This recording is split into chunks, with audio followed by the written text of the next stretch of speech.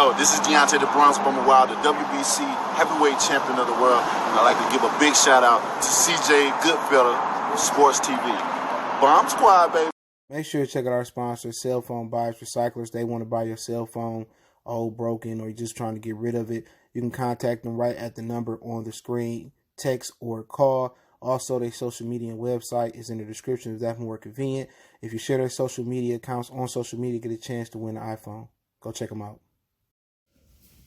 All right, man. Keith Thurman kind of fired back at Adrien Broner, and he also said that Errol Spence never contacted Al or sent a contract for them to get it on. So let's talk about it. We back. Goodfellow Sports TV. Hit that subscribe button, bell icon button, share the video. And him and Adrien Broner could have fought years ago when, he was pursuing, which is Thurman, Paulie Malignaggi. And Adrien beat Paulie, and he chose to fight Madonna rather than fight Keith Thurman. So they could have fought. If Al Haymon wanted that to be in the plans, he made sure Sean Porter was in the plans for Broner. So, like I said before, as far as that fight, I have no interest in it. I don't have no interest in the 147-pound division no more, other than joking around. But it's not interesting. Everybody above 30 or 30 or at 30, and they still, bull jiving around with their career, ducking. A lot of these dudes don't really have any ambitions to move up and conquer multiple weight divisions. But and then you could tell a lot of these dudes blowing up. Keith Thurman said he blew up 35. He had to cut 35 pounds to fight in July after just fighting in January, beating Josito Lopez to fight Manny Pacquiao. Why would you blow up 35 pounds? And if he had kept his weight down, he'd have beat Manny Pacquiao. He really, to me, did. It was like a draw. I had Keith Thurman winning by a point. People act like Pacquiao went out there and dominated Keith Thurman. He dominated the early round, but down the stretch, Keith Thurman dominated. But that's what happened when you, vilify yourself, because of how you move and how you ducking Errol Spence. But I get there. But as far as Broner fight, I mean, it's a cute fight, you know what I'm saying? But it's a fight I'm not interested in. Really, I'm not interested in none of these fights, bro, except for if Errol get healthy, you put him in there with Terrence. Other than that, if Terrence get Pacquiao, like I said about Errol, it proves nothing. You beat a 41, 40 whatever old Pacquiao, that's a senator, you know what I'm saying? If you lose to him, that means you was a fraud, you never was that good. So it's a high risk, high reward type of fight because they are looking for that payday. If Pacquiao didn't bring that payday, you know what I'm saying, they all wouldn't want to fight Pacquiao. You know what I'm saying? Like Errol said on the Smoke podcast, he the cash cow. And they don't understand in this division, you can be the cash cow. All you got to do is fight on a regular basis and then fight the best available opponent every other fight. That's it. You know what I'm saying? Sometimes you got to take 4 or 5 steps backwards to take 15 or 10 steps forward. And that's how I understand a lot of these dudes, they ain't never really grew up. They ain't really had it hard before growing up. That really shows because sometimes you got to be willing, and Floyd did this, take less money to improve your career. Keith Thurman never got that. Errol Spence never got that. You know what I'm saying?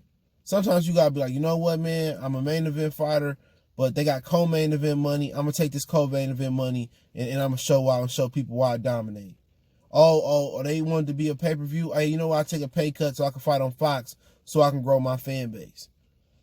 A lot of these dudes trying to grow their fan base off Showtime, and that's why PBC don't have no stars. Showtime just don't have the subscribers, the viewership to boost these dudes up to stars.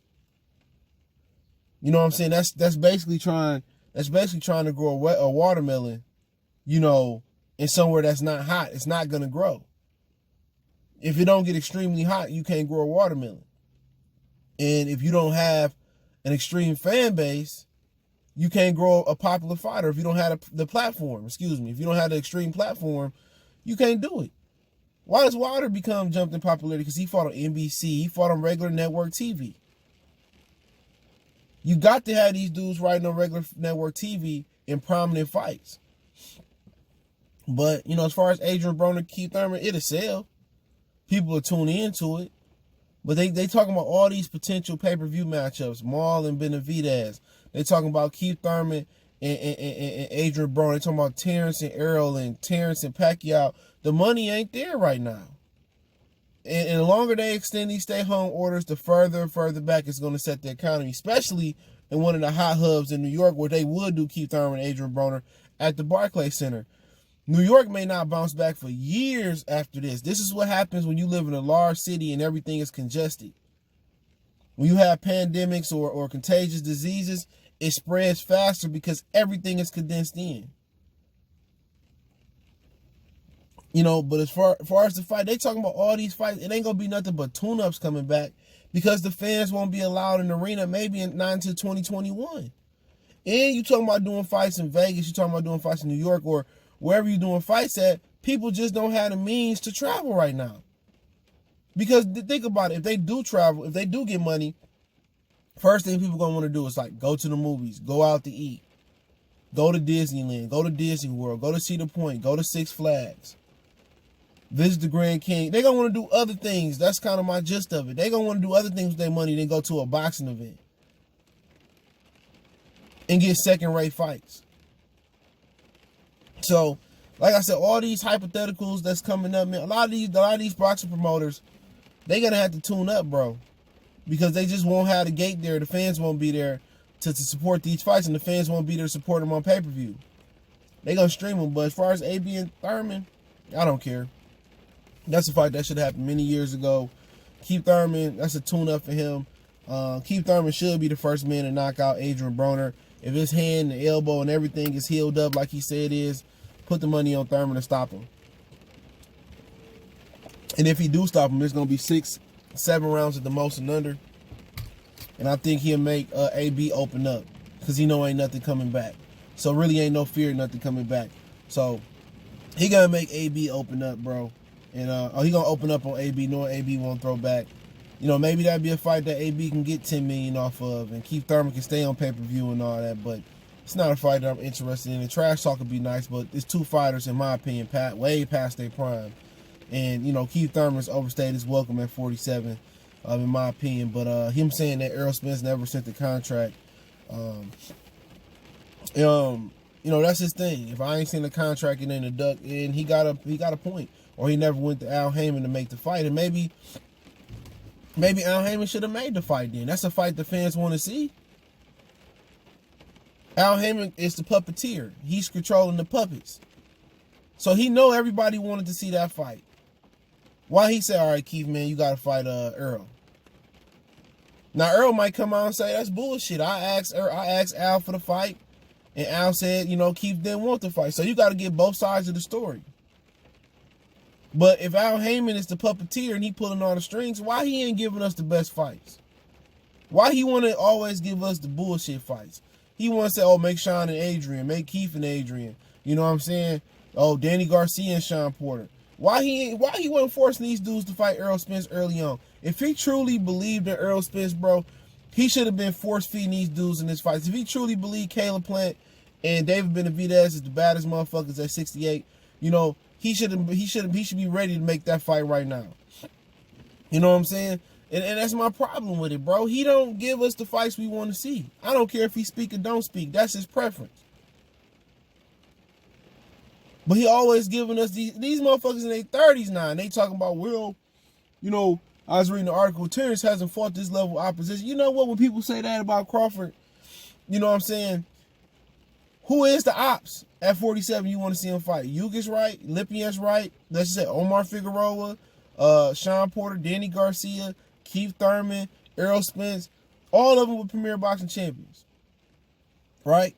All these motherfuckers, Danny Garcia been the last to the table at 47. Danny Garcia been at 47, what, 3, 4, 5 years now? You know, Errol started out 54 in 2012, right around 13, 14, he moved up. So he been at the welterweight division for about 6 years now. Keith Thurman been pro since 2007, probably stepped up around the time he fought Orlando. Lara was, what, 12 or 13? So he been at this division for 7 years now. Sean Porter been around the division around the same time, 5, 6, 7 years now, right? And now 5 or 6, 7 years or 4, 3 years later, they finally all fighting each other. What does that prove? You've seen the best of Danny Garcia already. You've seen the best of Sean Porter already. You've seen the best of Keith Thurman, you know, already. They're already topped out.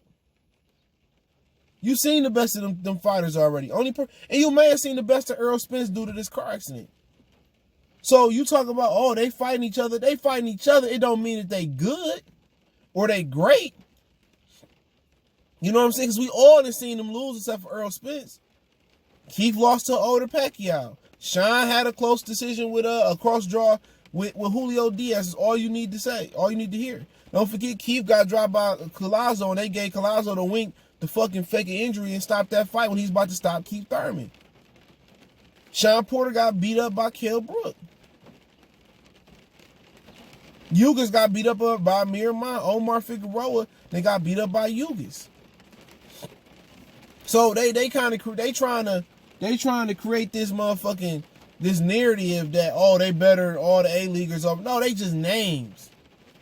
They just names. It ain't no separation between Errol, Keith, Sean, Danny, and there's no comparison from Duran, Benitez, Hearns, and guys that was at that division. There's no comparison. It's not that. It's not that. They all clustered in the same name. They all don't want to fight the man. So what you want them to do? He calling for these fights, and that's why I'm saying about boxing, bro. They sit here and they on some cornball shit. Oh, this dude he ain't fought nobody. Well, all the fighters over there, and may I remind you, Jeff Horn didn't touch the canvas versus Pacquiao, but Keith Thurman did, and he beat him. So they gotta try to play. They trying to play that narrative. If he's sweet, we'll go beat his ass. They creating this motherfucking facade that Terrence Crawford is the boogeyman. And we seen Errol was the boogeyman, Keith was the boogeyman. And it turned out that they weren't so boogie oogie oogie.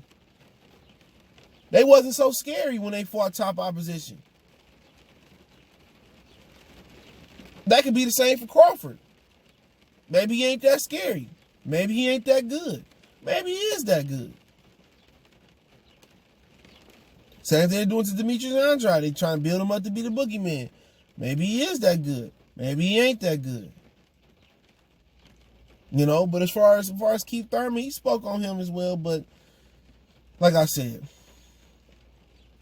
I don't know what's going on. You know, Al, a fighter shouldn't have to come to Al to get a fight. They should already be said, hey man, we need Keith and Errol to fight. We need that fight right now. Keith, you gotta take that fight. You know, you gotta take that fight. Shouldn't come down to chasing Danny Garcia to fight Sean and giving us that fight 2 or 3 years later after he called Sean and said Sean is tailor-made for him. Hey, Dan, you got to take that fight. It shouldn't come down to that shit. He shouldn't even have to, Errol shouldn't even have to go to Al, and Keith shouldn't even have to use the, oh, I haven't seen the contract as an excuse. A lot of times people ain't going to waste no money paying lawyers to draw up a contract and get in the venue if they know you're not going to take the fight.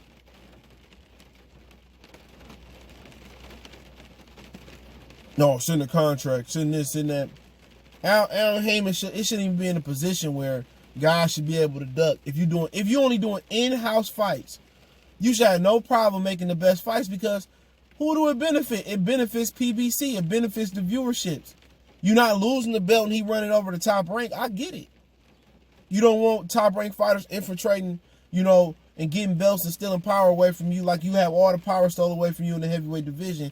How Bob Arum he just showed Al Haymon's a fucking rookie. What he did was sign up the whole division.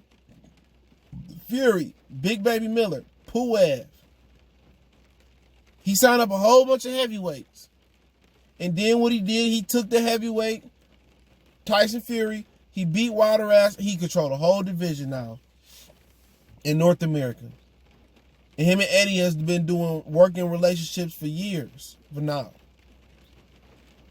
So he's a rookie. He don't want that to happen, and that's cool. I don't care if you don't play ball no more. I done faced the reality. I don't care if David or Caleb don't fight Billy Joe Saunders. I don't care if Jamal don't fight Canelo or Demetrius Andrade. I'm not gonna cry over spilled sour milk. But if you gonna do all these in-house fights, make the motherfucking fight the best. Keith Thurman and Errol Spence should be going on a trilogy by now. Sean Porter, Keith Thurman should have had 2 fights. Danny Garcia, Sean Porter should have had 2 fights. Even if you want to regurgitate or reuse all the same fights, cool. If they top fights and they giving us timeless fights or close to timeless classic fights, I'm cool with it. But all this fucking holding up the wall at the dance and all the welterweight, one welterweight on this side, the rest on that side, and you ain't putting together dancing, they 30-something years old. And with the inactivity and all your welterweights trying to cut weight and suppress their weight so bad, to cut weight, they ain't gonna have too many more years in the game. So this is now or never to make these fights happen. Errol shouldn't have to request from Al to fight Keith. That should already been a done deal. But let me know what you guys think. Hit that subscribe button, bell icon button, share the video. Don't forget me on Facebook, Instagram, Twitter. All the links in the description. Want to make a donation, Cash App, PayPal. Best way to reach out to me is Twitter. One time for the one time we do.